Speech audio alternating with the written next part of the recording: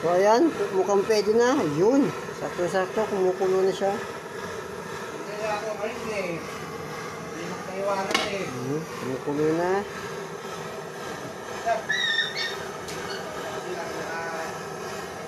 Pwede na natin ilagay yung ating itlog.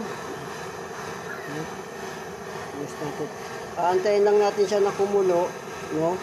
Pag kumulo yan, saka na natin ilalagay yung ating pampasarap na Maggi Magic Sarap. So, hintayin lang natin ng konti.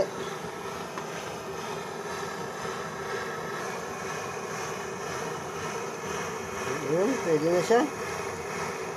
Kumukulo na ang ating sarsyadong tilapia. So, ito na po yung oras para ilagay na natin yung Maggi Magic Sarap natin. Ayan, ibudbud na natin, no? Yung Maggi Magic Sarap.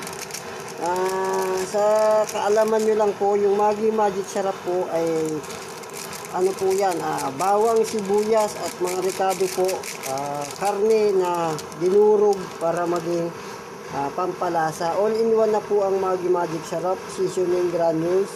So pwede po siya sa gulay, prito o kahit ano pa po, pwede po siyang gamitin. Pwede natin siya ilagay sa sinigang, tinola, adobo, lahat po ng luto, kahit sa ginisa po, pwede po natin siyang ihalo, no? So ang Maggi Magic Sarap po ay nagbibigay magic sa ating mga lutuin. Huwag po natin kalimutan gumamit ng Maggi Magic Sarap.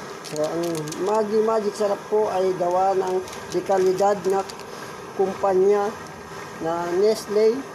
Yan po, mga masasarap po ang ginagawa niya. So, huwag po natin kalimutan gumamit at gawing partner sa ating tanghalian ang Maggi Magic Sarap.